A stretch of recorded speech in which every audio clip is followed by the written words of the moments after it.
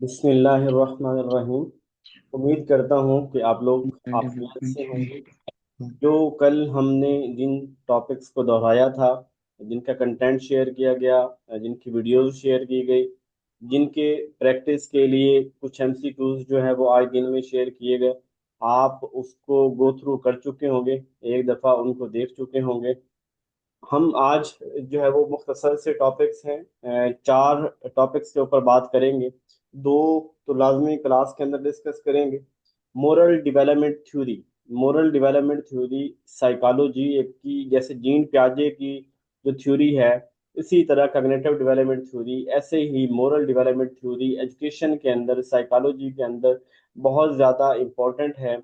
और ये थ्योरी बताती है कि इंसान एज के साथ उसकी सोच बदलती है, और उसके उसको इसके अंदर इस चीज को इस थ्योरी के अंदर एक्सप्लेन किया गया है, किस एज के बच्चे किस तरह की जहनीत रखते हैं और कैसे सोचते हैं। मोरल डेवलपमेंट थ्योरी जो है वो जीन प्याजे ने भी दी थी, और मोरल डेवलपमेंट थ्योरी कोहलबर्ग ने भी दी थी। कोहलबर्ग की जो मोरल डेवलपमेंट थ्योरी है, इसको ज्यादा पजीराई मिली ये जीन प्याजे के 20 साल 26 साल कहीं बाद जाके इन्होंने दी, लेकिन इसको ज्यादा पजीराई मिली बनिस्बत उसके। हम पहले मोरल डेवलपमेंट थ्योरी कोहलबर्ग की बात करते हैं। कोहलबर्ग जो है ना, ये बेसिकली ये थ्योरी है, ये एक खास ड्रामे के ऊपर, एक खास जो है वो इशू के ऊपर जो है वो दी गई। वो इशू क्या था कि एक था हाइंज, हाइंज कह लें, एक बंदा था। उसके जो है ना वो बेगम जो है वो बीमार हो गई, हॉस्पिटलाइज हो गई। अब वो वहां पे हॉस्पिटलाइज हुई, तो उससे डॉक्टर ने कहा कि ये केमिस्ट के पास जाओ, मेडिकल स्टोर पे जाओ और वहां से मेडिसिन लेके आओ। अब वो वहां मेडिकल स्टोर पे गया, लेकिन उसके पास पैसे नहीं थे। उसने उन्हें कहा कि मुझे मेडिसिन दे दें, मेरी जो वाइफ है वो काफ़ी बीमार हैं, तो मुझे जो है ना, तो उन्होंने इसको मेडिसिन कोई ना दी। अब इसको पास यही हल था अपनी बीवी की जान बचाने के लिए कि उसने वहां से मेडिसिन को चोरी कर लिया और वहां से भाग गया।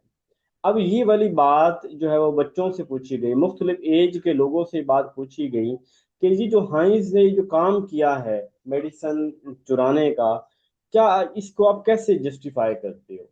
तो हर एक एज के बच्चे ने उसके मुतालिक जो है वो मुख्तलिफ सवालों के मुख्तलिफ जवाब दिए। जैसे पहला सवाल ये है, Heinz shouldn't steal the drug since it would be breaking the law. उसको ये चोरी नहीं करनी चाहिए थी, क्योंकि तो लॉ की जो है वो ब्रेक कर रहा है। उसको चोरी नहीं करनी चाहिए थी, उसको जुल्म नहीं करना चाहिए था, उसको हद से आगे नहीं बढ़ना चाहिए था, उसको क्राइम नहीं करना चाहिए।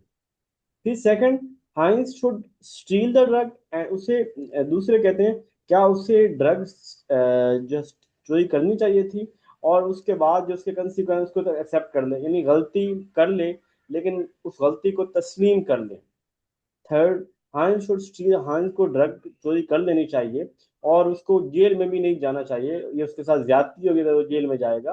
क्योंकि इंसाफ का निज़ाम जो है, किसी भी रियासत का निज़ाम ऐसा होना चाहिए कि जो उनकी घर की दहलीज पर जो है वो इलाज मुहैया करे। अगर उसको इलाज नहीं मिल रहा और इलाज की गर्ज से उसने की है, तो रियासत जिम्मेदार है, उस बंदे के साथ सलूक, ऐसा बुरा सलूक नहीं होना चाहिए। अब ये तीन तरह के एज के बच्चों के साथ ये बात की गई, वो हम बाद में बात करें। थोड़ा सा हम जो है कोहल बर्ग जो है ना, इसके मुतालिक बात करते हैं, था कौन। एक तो पहले मोरालिटी क्या होती है। मोरालिटी, देखें, राइट एंड रॉन्ग को मोरालिटी कहते हैं। कुछ ये चीज़ें ठीक हैं, ये गलत हैं, ये मोरालिटी है। और मोरालिटी हर इलाके की निस्बत से बदलती भी रहती है। यानी मेरे पास जो सच है, मेरे पास जो अखलाक वाली बात है, हो सकता है वो किसी और जगह पे वो बद तहजीबी के अंदर शामिल हो, किसी और कल्चर के अंदर वो और रवैया, वो चीज़ जो यहाँ एथिकल कंसीडर होती है वहाँ पे वो रिजेक्शन का बायस बन जाए। तो खैर बहरहाल जो राइट एंड रॉन्ग है, इसके अंदर जो डिफरेंस है उसी को हम मोरालिटी कहते हैं। कोलबर्ग की जो बुक है पब्लिश हुई थी 1981 में, उसके अंदर इसको डिस्कस किया गया और 1958 के अंदर इसको, इस थ्योरी को जो है वो दिया गया था। तो वैसे ये लॉरेंस कोहलबर्ग जो था, ये इसका था, यूएसए का था। बड़ी मुख्तसर सी तकरीबन एज है, 27 से लेके 87 तक। और हार्वर्ड के अंदर भी यूनिवर्सिटी में काम करता रहा, यूनिवर्सिटी शिकागो के अंदर भी पढ़ाता रहा है। और इसके अलावा इसने सुइसाइड यानी मॉरल डेवलपमेंट थ्योरी देने वाले शख्स ने दुनिया को अखलाकियात के मिजाज के बारे में बताने वाला शख्स जो है उसने खुद सुइसाइड की थी। ठीक है। अब हम आते हैं कि इसने ना, ये मोरल डेवलपमेंट, इसने इसके अंदर कुछ स्टेजेस की बात की है, कुछ स्टेजेस की बात की है। तो हम उसके मुतालिक बात करेंगे। एक तो ये थ्योरी मोरल इश्यूज के ऊपर बात करती है। ये कुछ टर्म्स हैं जिनको मैं फर्दर जो है एक्सप्लेन करता हूँ। और लेकिन ये है कि बच्चों के सामने उन्होंने सिचुएशन पुट किया, उनसे सवाल पूछे, जो सवाल मैंने अभी आपके साथ ये वाले प्रीवियस जो है वो डिस्कस किए हैं। अब कुछ टर्म्स हैं जिनमें एक है मोरल डायलामा और मोरल रीजनिंग। हम कहते हैं यार इस डायलामा क्या है आपको। इसका मतलब है कि जब कोई भी शख्स राइट एंड रॉन्ग के अंदर फैसला करने के अंदर कंफ्यूज हो कि क्या ये ठीक है या क्या ये गलत है, ये काम करना चाहिए, ये काम नहीं करना चाहिए, ये डायलामा होता है जहां आप समझ नहीं पा रहे कि जो मोरल वैल्यूज हैं वो कौन सी हैं। यानी कोई भी कभी ऐसी सिचुएशन आती है कि बॉस के साथ भी यस यस करनी पड़ती है, लेकिन पब्लिक के साथ भी जुल्म हो रहा होता है, वहां पे भी आवाज उठाना पड़ती है। तो अब आप ऐसी सिचुएशन के अंदर मोरल डायलामा में हैं, जहां आप एक ऐसी स्टेट के अंदर हैं जहां आप कंफ्यूज हैं कि क्या राइट है और क्या रॉन्ग है। दूसरी टर्म है मोरल रीजनिंग। मोरल रीजनिंग ये होता है कि आप कोई काम करते हैं उसके बाद उसकी जस्टिफिकेशन देते हैं कि ये काम मैंने ऐसे किया, मैंने ये वाला काम ऐसे इस वजह से किया, अदरवाइज मैंने ये काम नहीं करना था। ये रीजनिंग होती है, यानी काम करके उस काम को बाद के अंदर जो है जस्टिफिकेशन कर देना, उसकी रीजन देना, वजह देना, ये मोरल रीजनिंग होता है। ठीक है, टर्म्स याद रख लें, मोरल डायलेमा और मोरल रीजनिंग। अब ये जो इसकी ये थ्योरी थी, इसने 70 बच्चों का सैंपल के तौर पे लिया था, उनसे ये वाले सवाल पूछे थे, और उन्हीं की बुनियाद पे जो जवाबात मिले थे उनकी बुनियाद पे थ्योरी दी थी। और इस वजह से इस थ्योरी को हाइंस डायलामा थ्योरी भी कहा जाता है। इसके अंदर उसने 3 लेवल और 6 स्टेप्स की बात की थी। पहला लेवल हमारे पास परी कन्वेंशनल स्टेज है, यानी वो बच्चे जो 1 साल से लेके 10 साल तक की एज के बच्चे हैं उनको प्री कन्वेंशनल लेवल कहा है। और ये वाले जो स्टेज है ये स्टेज 1 है, इसके अंदर जो आएंगे। दूसरे हमारे पास है स्टेज 1 2, इसके अंदर आएंगे।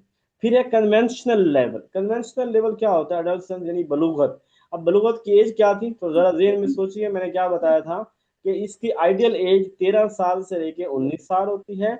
लेकिन जब जस्ट अडोलसेंस का वर्ड यूज हो रहा हो किसी और टर्म में, ग्रोथ से हट के, आपके ध्यान में आ जाना चाहिए कि 11 साल से लेके मिचोर बलोगत तक यानी जवानी तक 18 19 साल का बच्चा जो होता है वो अडल्ट यानी परी अडल्टहुड से लेके जो मिचोर अडल्टहुड तक 11 साल से लेके 19 साल तक, 20 साल तक का जो बच्चा होता है उसे हम अडोलसेंस कहते हैं। ये कन्वेंशनल लेवल के बच्चों से सवाल किए गए और इनके भी फर्दर जो है वो दो स्टेजेस हैं।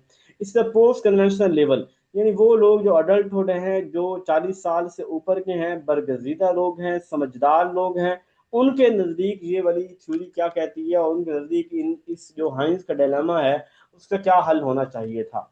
अब पहला हम जैसे कि आते हैं परी कन्वेंशनल स्टेज। परी कन्वेंशनल के अंदर क्या है, पहले ये सारी स्टेजेस जरा लिखी हुई हैं, आप इनको देख लें। बाबा के पास लिख रहे हैं।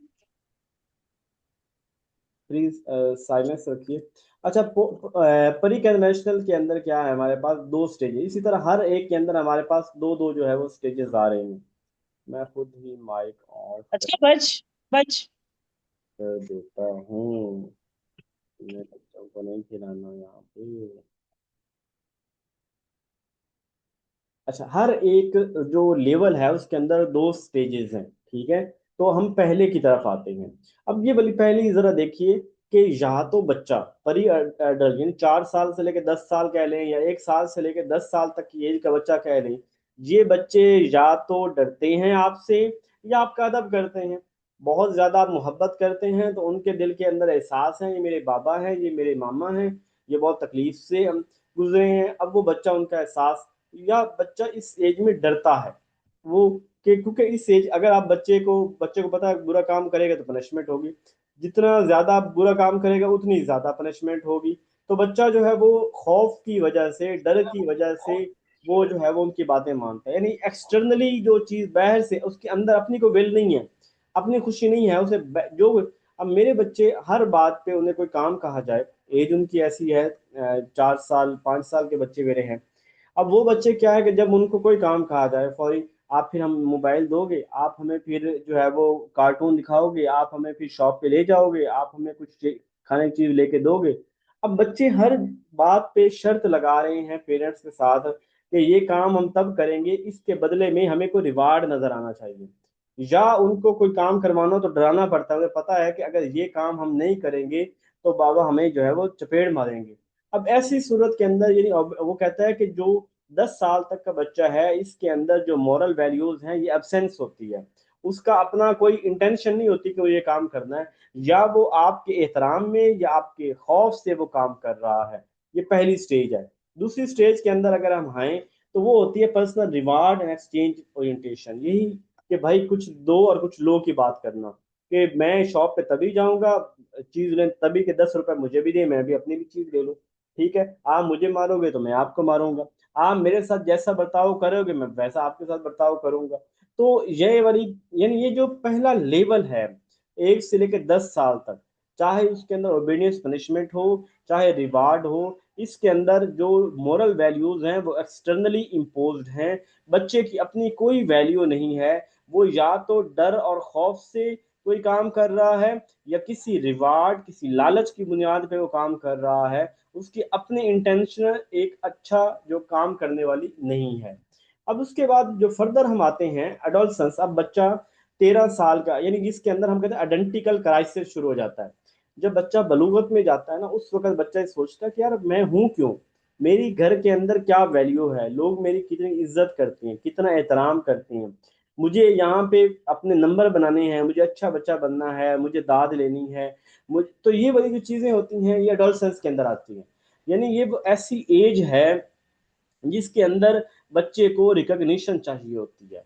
और अगर उसको रिकग्निशन मिल जाए तो उसकी तरक्की, उसकी कामयाबी की मंजिलें आसान हो जाती हैं। लेकिन अगर एक बच्चे को इस एज के अंदर उसको खुद को पहचानने का मौका ही नहीं दिया गया, तो वो ऐसा में वो बच्चा जो है वो पीछे रह जाता है।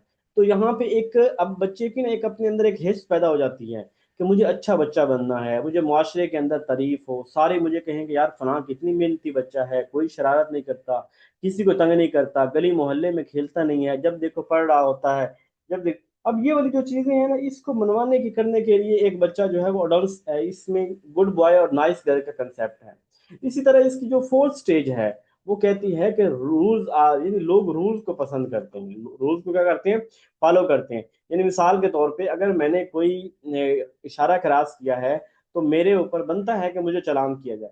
ये लोग रूल्स को बहुत फॉलो करते हैं, जो सोशल सिस्टम है, जो नॉर्म्स हैं, जो रिचुअल्स हैं, जो वैल्यूज हैं, उनको ये जो है वो कहते हैं रूल्स आर, रूल्स ही हकीकत है जो बना दिए गए हैं, इनके ऊपर चलना हर सुल लाजिम है, चाहे जो मर्जी इसके एंड पे हो जाए। यानी रूल्स को कभी ब्रेक नहीं किया जा सकता, रूल्स रूल्स ही हैं, रूल्स मुकम्मल हैं। और इस यानी ये वाले अब जो हमारी अडोलसेंस की है ना, ये बच्चे की स्टेज, इसके अंदर क्या दो बातें हमने बात की है कि या तो बच्चे में नाइस गर्ल और नाइस बॉय, और या उसके अंदर अडोलसेंस के अंदर उसकी जो होगी कि लॉ को ब्रेक नहीं करना, ये दो इंटेंशन होंगी। फिर आते हैं आखिरी लेवल के अंदर। आखिरी लेवल हमारे पास पोस्ट कन्वेंशनल लेवल है, जिसे आप पोस्ट अडल्सन्स भी कह सकते हैं, 40 साल की तकरीबन एज कह सकते हैं। अब ये वो लोग होते हैं जो कहते हैं कि अगर रूल्स नहीं बने हुए तो हमें रूल्स को चेंज करना पड़ेगा, हमें रूल्स को चेंज करना पड़ेगा।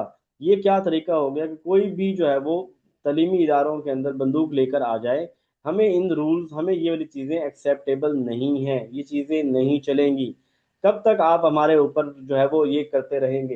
अच्छा, इंडिविजुअल्स राइट, इसके अंदर जो ये कहते हैं इंडिविजुअल्स का जो राइट है वो मैटर करते हैं। और अगर कानून काम नहीं कर रहा तो इस कानून को बदलना चाहिए। वो कानून जो सिर्फ गरीब के गिरेबान पे पकड़ता है, जो बड़ों को हाथ नहीं डालता, उस कानून को बदलने की जरूरत है। लॉज को सबके लिए सेम होना चाहिए।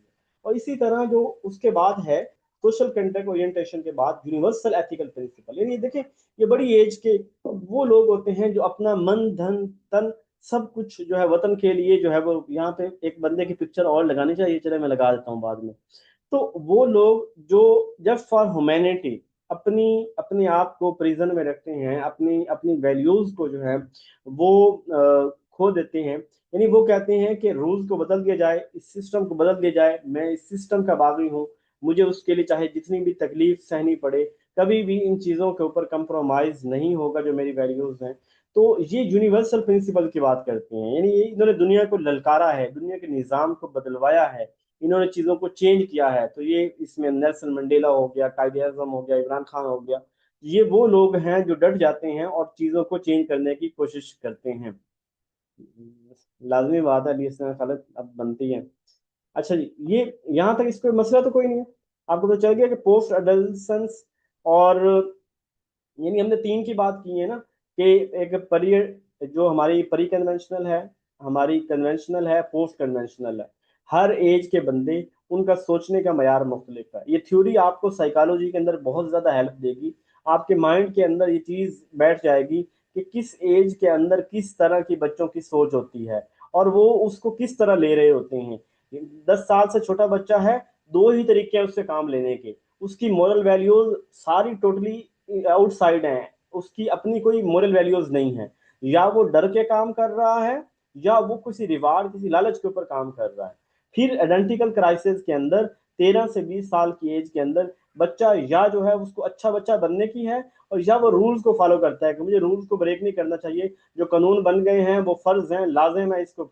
और फिर उसके बाद आखिरी, कि अब लोग जो है वो समझदार हो जाते हैं कि अब हमें इन पुराने रूल्स के ऊपर जो है वो नहीं चलना, रूल्स को बदलना चाहिए। वो कानून जो बड़ों के लिए और है, गरीबों के लिए और है, अब ये इसको बदलना चाहिए।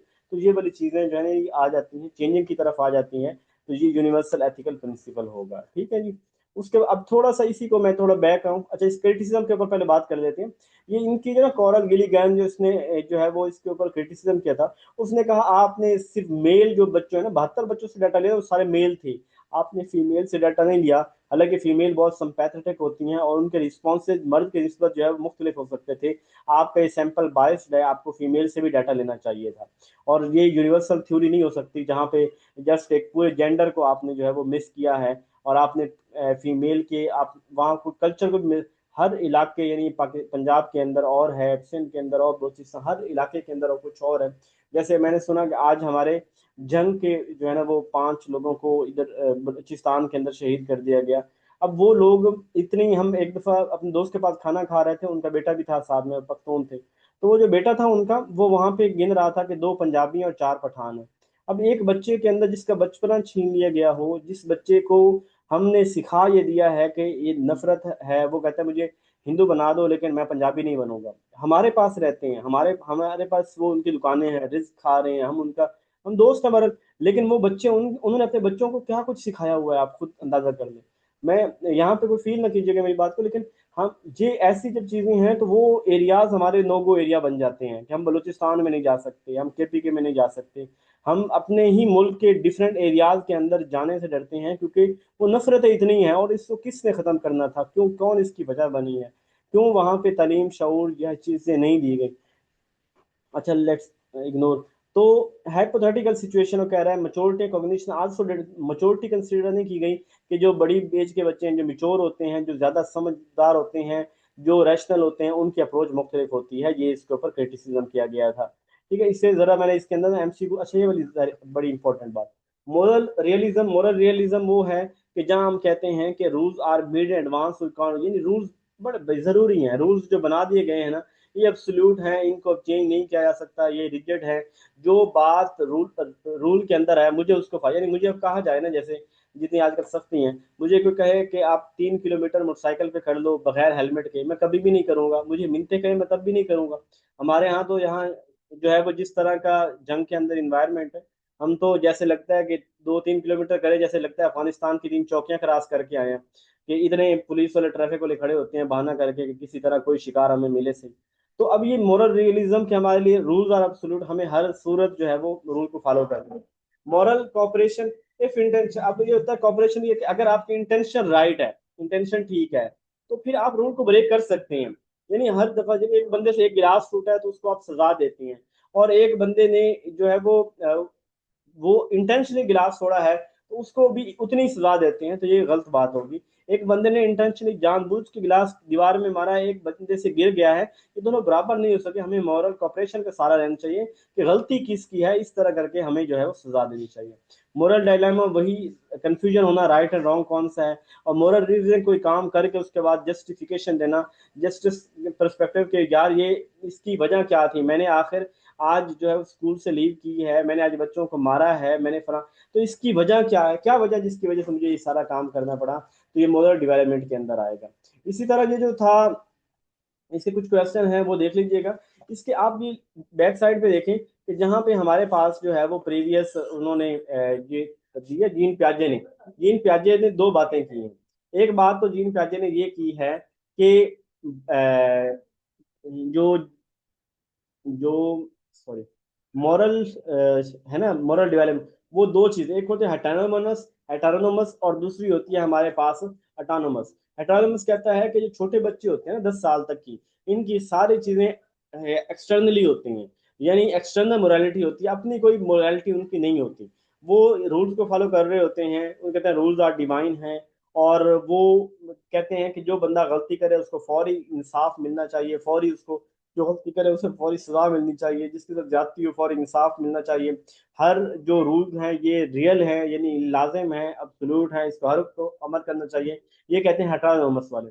दूसरे जो हमारे हैं इसके अंदर वो अटानोमस वाले हैं। अटानोमस वाले क्या कहते हैं कि रूल्स जो है ना ये फ्लेक्सिबल होने, इनके अंदर कॉपरेशन होना चाहिए। आप देखें कि गलती कहाँ पे है, कौन सी चीज जस्टिफाई की जा सकती है, कौन किसके जो वजह है उसके क्या कंक्रीट लॉजिक क्या है, फॉर्मल स्टेज क्या है। और कहते हैं हर किसी बहुत सी चीजों पे फॉर जस्टिस की जरूरत नहीं, हो सकता है कि आज हम फॉर जस्टिस में गलती कर जाएं, बल्कि थोड़ा डिले करने में हमें उस बात की सही तरह वाजे हो जाएगा कि इसके बैकएंड पे क्या था। तो वो कहता है कि पनिशमेंट कोई नेसेसरी नहीं है, आज़ादी हो, हर रूल को फॉलो करने की जरूरत कोई नहीं है, परसेप्शन किसी भी शख्स की इंपॉर्टेंट है, और इंटेंशन जो है वो किसी भी शख्स की इंपॉर्टेंट है। ये ऑटोनमस मोरालिटी है। इसी तरह हम आगे आते हैं, वो हमारे पास ये मॉरल इमोशनल इंटेलिजेंस है। ये बस डेफिनेशन की हद तक इसको आपको आना चाहिए, और इसकी वीडियो भी जो है वो आपके साथ मिल जाएगी। लेकिन जो लास्ट टॉपिक हमारा उसके ऊपर हम बात करते हैं, और वो है ब्रेन लोब्स। जहाँ साइकोलॉजी आती है ना, तो साइकोलॉजी का चूंकि ताल्लुक जो है कहीं ना कहीं ब्रेन दिमाग के साथ है, माइंड के साथ है, कॉन्शियस के साथ है। तो यहाँ पे ब्रेन लोब्स भी जो है ना वो आजकल इसको भी कुछ ना कुछ टच किया जा रहा है। हमारे दिमाग के ना चार हिस्से हैं, चार हिस्से, और चार हिस्से कौन से हैं जरा इस स्ट्रक्चर को देखिए, आपके सामने है, लेफ्ट साइड वाला देख लें चाहे, कि सबसे जो मेरे माथा है, मेरे माथे के बिल्कुल बैक साइड पे जो दिमाग का मेरा हिस्सा है, ये फ्रंटल लोब है। जब कभी मैं हेक्टिक काम करता हूँ, दिमाग वाला काम करता हूँ, मेरे इसी हिस्से में पेन होती है, मुझे यहीं पे थकावट महसूस होती है। तो ये वाला जो फ्रंटल लोब है, सबसे ज्यादा मुश्किल काम, प्रॉब्लम सॉल्विंग, बड़े बड़े फैसले करना, डिसीजन लेना, सोचना, प्लानिंग करना, यानी क्रिएटिविटी जो सारी है ना, वो इसके अंदर होती है, फ्रंटल लोब के अंदर होती है, जो मेरा दिमाग का सबसे फ्रंट वाला हिस्सा है। फिर उसके बिल्कुल बैक साइड पे चोटी वाला, यानी मेरी सर की जो चोटी है, वहां पे जो हिस्सा है वो है पेरिटल लोब। क्या है? Parietal lobe. अब ये वाला जो पेरिटल लोब है, ये मेरे जिस्म के मसल्स के साथ जुड़ा है। मेरी स्किन पे कोई पेन होती है, कुछ होता है, तो ये वाला जो पैगाम रसानी है ये पेरिटल लोब के पास जाएगा। जब मुझे कोई टच करेगा तो ये वाली चीजें, यानी पेरिटल लोब के साथ जो ताल्लुक होना, तो ये इसका तले नहीं कि आप इसे कह सकते हैं कि इसका हमारा एहसासात जो सेंसेस है ना, उसके सेंसेस की जो टच करने वाली सेंस है ना, जो स्किन है, उसके साथ इसका ताल्लुक है। और जिसके जरिए हम हमें जो है ना, जब हम करते हैं किसी चीज को टच करते हैं तो हमें ये पैगाम देता है। बाकी इंपॉर्टेंट और भी इसके काम है। टेम्पोरल लोब ना, टेम्पोरल को आप कानों के साथ जोड़ दें कि ये अडी। शायद सर को कोई कॉल आ रही हो इसलिए।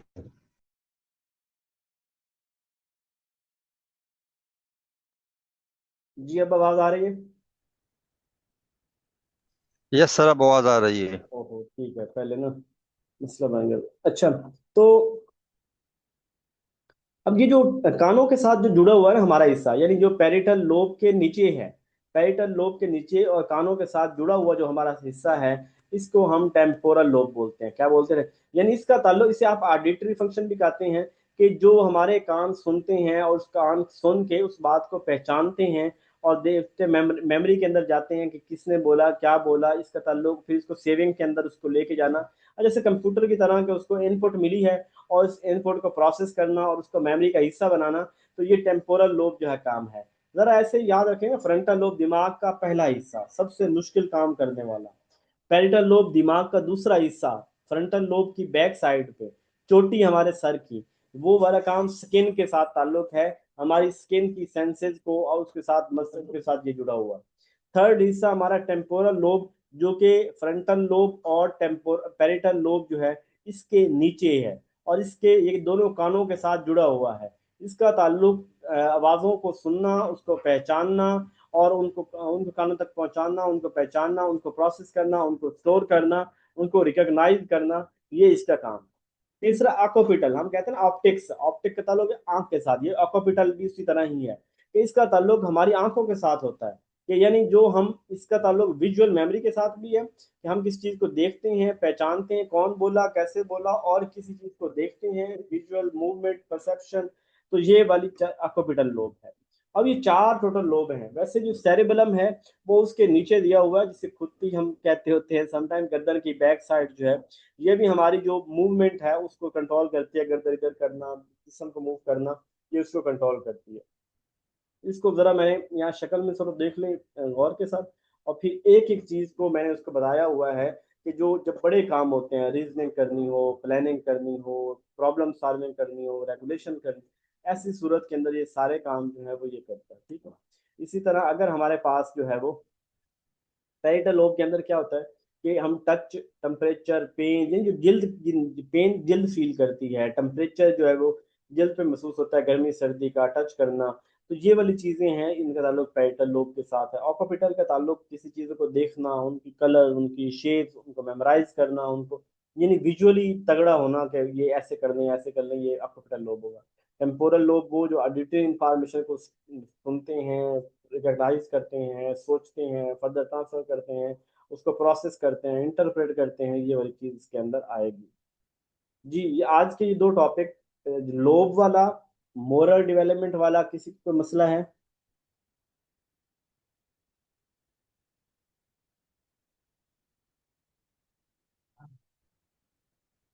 All is well. Yes sir, clear है सर। अच्छा चले, जब तक हमारा ना टाइम पड़ा है ना, तो एक थोड़ा सा जो टॉपिक है हमारा ये वाला भी हम देख लेते हैं।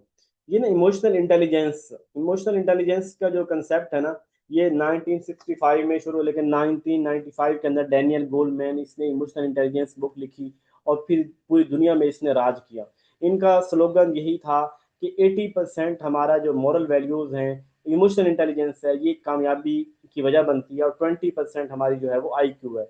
यानी इन्होंने कहा कि अब मॉडर्न टाइम में ई आई जो है इसकी जो है ज्यादा अहमियत है बनस्बत आई क्यू के, यानी emotional E Q, emotional question की ज्यादा जरूरत है, और जो बनस्बत जो हमारा जो है इंटेलिजेंस क्वेश्चन उसके, तो इस चीज के ऊपर इन्होंने जो है वो ज्यादा जो है वो फोकस किया था।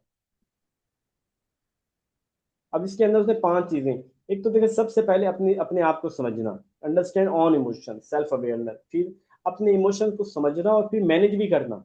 देखिए जिस शख्स को अपने ऊपर, अपने इमोशन के ऊपर कंट्रोल नहीं, यानी जैसे एक वो शख्स जो मतलब जो वहां पे आया, अब वो बेसिकली उसके इमोशंस के ऊपर कंट्रोल नहीं है। आप किसी भी किसी के ब्लैकमेल हो जाएं, किसी भी सिचुएशन के अंदर आप अब्रप्ट एटीट्यूड दिखाएंगे तो आप नुकसान उठाएंगे। हमें तबीयत के अंदर, मिजाज के अंदर ठंडा होना चाहिए, हमें सोचना समझना चाहिए, कभी भी हमें इमोशनल नहीं होना। और आज के टाइम के अंदर जरा सा आप कहीं पे दो लफ्ज किसी को बोल देते हैं, एक इमोशनल होके एक गाली दे देते हैं, उसके कंसिक्वेंसेस क्या हो सकते हैं हम इमेजिन ही नहीं कर सकते। ये जो टाइम है इसके अंदर अपने आप को बचा के इन चीज़ों से, जहाँ पे जो किसी के लिए जो है वो तज़हीक का बायस बन सकती है, और उससे अवॉइड करना सॉफ्टवेयर चाहिए। अपडेट होगा सर। अपने इमोशंस को समझना और फिर इनके ऊपर हमें मैनेज करना आना चाहिए। हमारे अंदर सोशल स्किल होनी चाहिए, यानी लोगों को डील करना, लोगों के साथ चलना, लोगों से काम लेना। यानी आजकल ना जितनी भी ऑर्गेनाइजेशन है उनके अंदर प्रोजेक्ट मैनेजमेंट और टीम मैनेजमेंट, या ऐसे आप देख लें एजुकेशन के अंदर जो इंटरव्यूज हो रहे हैं वो यही चीज ज्यादा देख रहे हैं कि इस बंदे की बातों से कितना लगता है कि ये बंदा टीम वर्क कर सकता है। अभी मिसाल तो मैं हमारे कॉलेज में ना एक साहिब जो है ना वो ट्रांसफर करवा के आए, आते साथ ही सुबह मुझे मिले और उन्होंने पूरे कॉलेज की बुराइयां करना शुरू कर दी, फलां ऐसे फलां ऐसे। अभी 2 दिन उनको हुए हैं और वो यूं। अब ये वाले लोग जो है ना ये साथ चल नहीं सकते। हमें अच्छे बुरे सब लोगों के साथ चलना होता है। सबसे अच्छा आदमी वो है जो अपनी टीम से काम ले ले, बस। चाहे वो नरमी से ले चाहे सख्ती से ले, असल ये है कि वो उस टीम से, जैसी भी उसे टीम मिली है, उनसे काम लेना जानता है। फिर उसके अंदर एम्पैथी है, उसके अंदर सुनने का स्टेमिना हो, हर वक्त खुद ही ना बोलता रहे। हेडमास्टर साहब हैं, वो हर वक्त बताते रहते हैं कि मैं 18 स्केल में डायरेक्ट सिलेक्ट हुआ हूँ। अब हम उसके पास जाते हैं तो हम जो है ना वो यही सुनते हैं बस, कि इसकी इसी तरह की बातें हमें सुनने को मिलेंगी। वो दूसरे को सुनता ही कोई नहीं है, वो खुद ही समझते हैं कि मैं कोई अलग ही चीज़ हूँ। तो अपने फिर रिलेशनशिप को मैनेज करना, ये सारी चीज़ें इमोशनल इंटेलिजेंस के अंदर आती हैं, ठीक है। तो ये गार्डनर ये दी थी, और ये फिर कुछ तरीके भी लिखे हुए हैं आपको कैसे इमोशनली इंटेलिजेंट होना चाहिए। इसकी वीडियो सुन लीजिएगा, मैंने इसके अंदर जो है वो मजीद वजाहत कर दी हुई है। अच्छा, इसके बाद ना जो आज वाले एमसीक्यूज हैं, अभी हमारे पास 7 मिनट हैं तो थोड़ी आपसे गुफ्तगू हो जाए। मुझे ये बताइए कि क्या आपने जो है वो आज वाले एमसीक्यूज उनको किया है जो मैंने शेयर किए थे।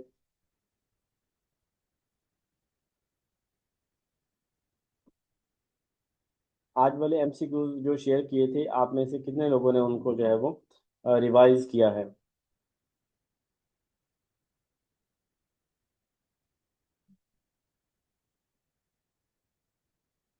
चले, आपने उसको कोशिश करनी है कि एक दफ़ा अपनी नज़र से इन एमसीक्यूज को जो है वो आपने ज़रूर गुजारना है। और अगर किसी चीज़ें साथ के साथ चलती रहेंगी तो कोई प्रॉब्लम नहीं होगा। अदरवाइज ये फिर परेशानी क्रिएट होगी, जितना टाइम गुजरेगा उसके बाद जो है वो चीज़ें मुश्किल लगना शुरू हो जाएंगी। मैं जैसे इसको ओपन करता हूँ। अच्छा, यहाँ पे आपने मुझे रोकना है कि कौन सा सवाल जो है ना वो जिसके ऊपर आप समझते हैं कि ये वाला सवाल जो है कदरे ज़्यादा मुश्किल है। Psychology is the primary the scientific study of, क्योंकि हमने साइकोलॉजी की डेफिनेशन यही कही है कि आज की साइकोलॉजी की डेफिनेशन स्टडी या साइंटिफिक स्टडी ऑफ बिहेवियर है, ठीक है। ग्रीक वर्ड साइको और लोगोस जो है वो उससे ये वाला वर्ड जो है वो निकला है, सोल एंड स्टडी हो गया।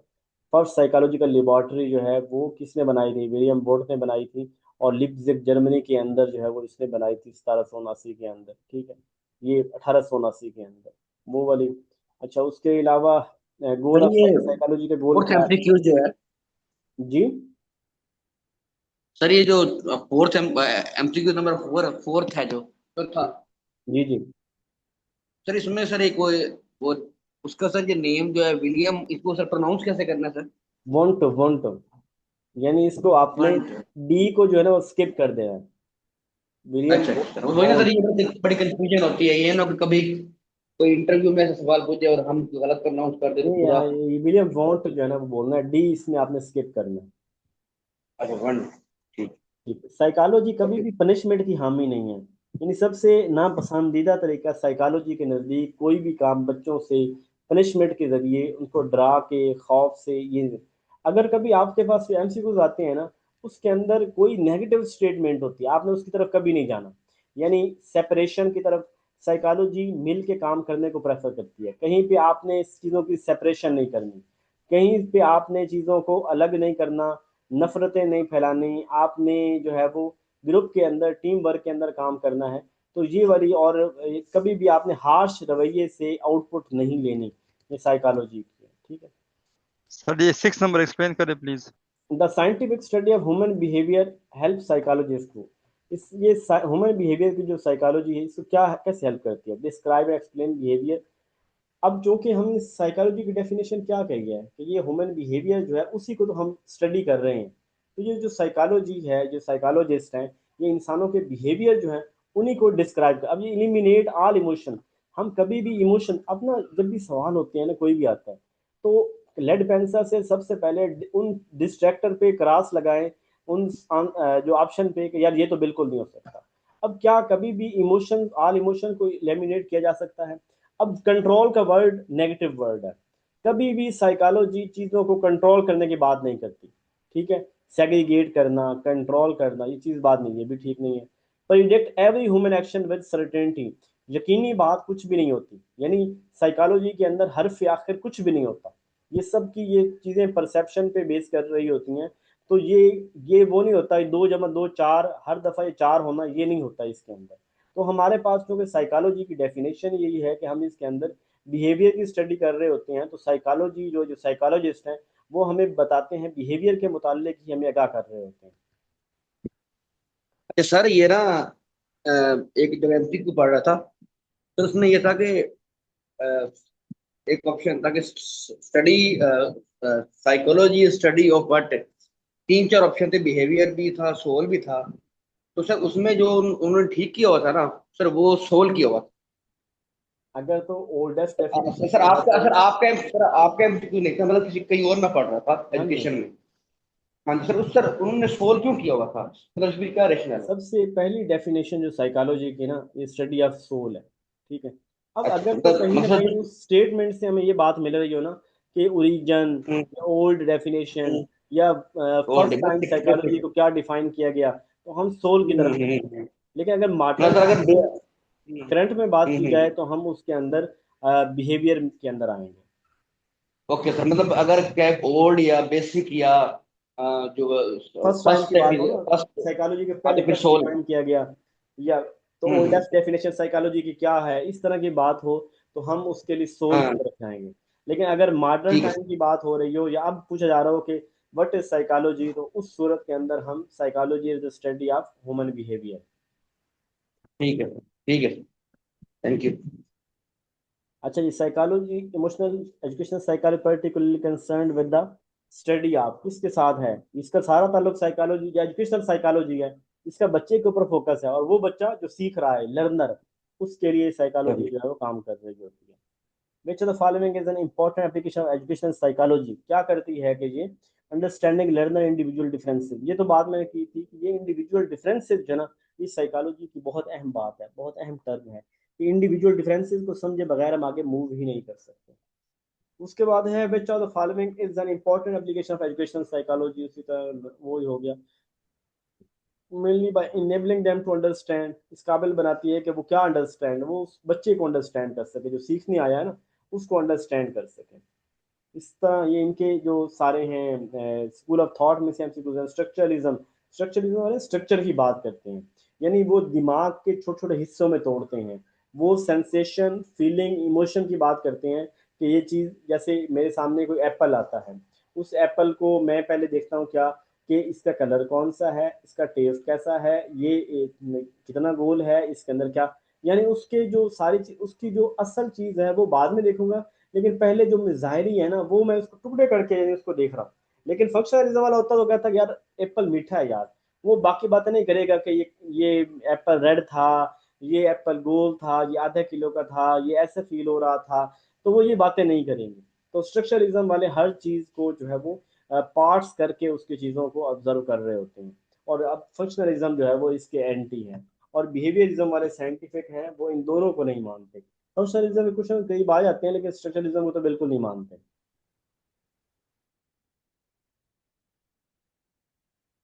ठीक है, क्लास एंड हो रही है। इंशाल्लाह हम जो है ना वो मैं भी शेयर करता हूँ, कल हम फर्दर करें। जज़ाकल्लाह।